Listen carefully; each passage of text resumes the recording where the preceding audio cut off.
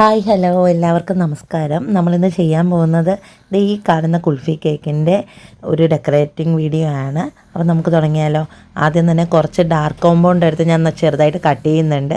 ഇത് ഞാനൊരു പാത്രത്തിലേക്ക് മാറ്റിയിട്ട് ഡബിൾ ബോയിൽ ചെയ്തെടുക്കുവാണ്. നന്നായിട്ട് നമ്മുടെ ചോക്ലേറ്റ് മെൽറ്റായി വരണം. ഇതേ കണ്ടില്ലേ, എല്ലാം നന്നായിട്ട് മെൽറ്റായിട്ടുണ്ട്. ഇനി നമുക്കിത് വെച്ച് കുറച്ച് ഡെക്കറേഷൻ ചെയ്തെടുക്കാം. ചോക്ലേറ്റ് ഡെക്കറേഷൻസ് ചെയ്തെടുക്കുമ്പോൾ ശ്രദ്ധിക്കണം, ചോക്ലേറ്റ് മെൽറ്റ് ചെയ്യുന്നതിലേക്ക് വെള്ളമൊന്നും വീഴാൻ പാടില്ല, അത് മെൽറ്റായി കിട്ടത്തില്ല. നന്നായിട്ട് മെൽറ്റായ ചോക്ലേറ്റ് നമ്മൾ ഒരു ഷീറ്റിലോട്ട് ഒഴിച്ചിട്ട് അതിങ്ങനെ ഒരു പാറ്റേൺ ഫോർക്ക് കൊണ്ടോ അല്ലെങ്കിൽ നമ്മുടെ സ്ട്രേപ്പറിൻ്റെ ആ ഒരു ഡിസൈൻ വെച്ചോ ചെയ്യുകയാണ്. അടുത്തൊരു ബട്ടർ പേപ്പറിൽ ഞാൻ അടുത്തൊരു ചോക്ലേറ്റ് ഡെക്കറേഷൻ ചെയ്യാൻ വേണ്ടിയിട്ട് കുറച്ച് ചോക്ലേറ്റ് മെൽറ്റ് ചെയ്ത് ഒരു പൈപ്പിംഗ് ബാഗിലോട്ട് ആക്കിയിട്ടുണ്ട്. അത് ഇതുപോലെ സ്പ്രെഡ് ചെയ്ത് കൊടുക്കുകയാണ്. ഇത് കണ്ടില്ല, ഒരു മിനിറ്റ് ഫ്രിഡ്ജിൽ വെച്ചെടുത്തപ്പോൾ നമ്മുടെ ഡെക്കറേഷൻ ഈസി ആയിട്ട് ഇളകി വരുന്നുണ്ട്. ഇത് നമുക്കെടുത്ത് മാറ്റി വയ്ക്കാം. ഇപ്പോൾ നമ്മുടെ ചോക്ലേറ്റിൻ്റെ ഡെക്കറേഷൻസ് രണ്ടും നമുക്ക് കംപ്ലീറ്റ് ആയിട്ടുണ്ട്. ബാലൻസ് കുറച്ച് ചോക്ലേറ്റ് വന്ന് ഞാൻ വേറൊരു ഡിസൈൻ ചെയ്തെടുക്കുകയാണ്. നമുക്ക് ആവശ്യമുണ്ടെങ്കിൽ നമുക്ക് ഈ കേക്കിൽ യൂസ് ചെയ്യാം, ഇല്ലെങ്കിൽ നമുക്ക് അടുത്ത കേക്കുകളിൽ യൂസ് ചെയ്യാമല്ലോ.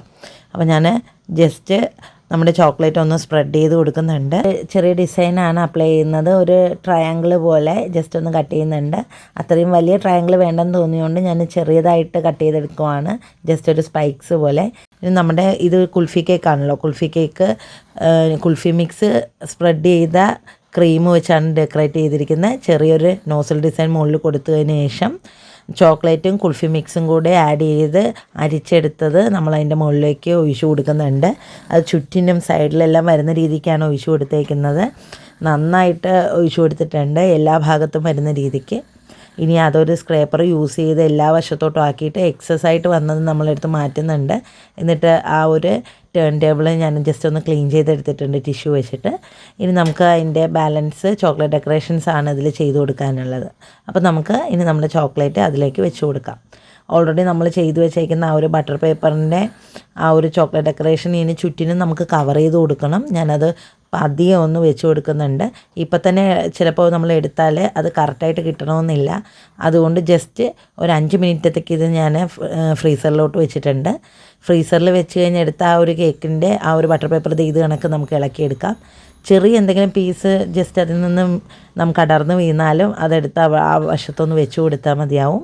ഇത് കണ്ടില്ല, നല്ല അടിപൊളിയായിട്ട് നമുക്ക് ആ സൈഡ് കിട്ടിയിട്ടുണ്ട്. ഇടയ്ക്ക് ഇളകി വന്ന് ഞാൻ ഫിക്സ് ചെയ്ത് കൊടുത്തിട്ടുണ്ട്. ഇനി നമുക്കിതിൻ്റെ ടോപ്പിൽ അരിഞ്ഞു വെച്ചേക്കുന്ന നട്ട്സ് എല്ലാം ഇട്ട് കൊടുക്കണം.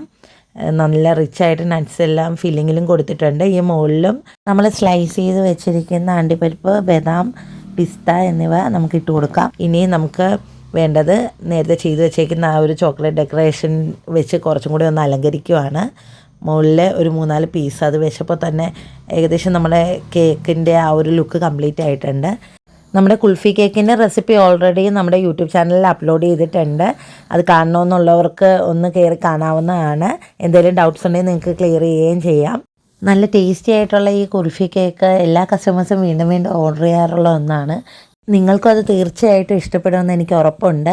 അപ്പോൾ അതൊന്ന് വീട്ടിൽ ട്രൈ ചെയ്യുക. നമ്മുടെ കംപ്ലീറ്റ് സ്റ്റെപ്പ് ബൈ സ്റ്റെപ്പ് ആയിട്ടുള്ള ഒരു ട്യൂട്ടോറിയൽ വീഡിയോ ആണ് നമ്മൾ അപ്ലോഡ് ചെയ്തിരിക്കുന്നത്. നിങ്ങളെല്ലാവരും അതൊന്ന് ട്രൈ ചെയ്ത് നോക്കാം.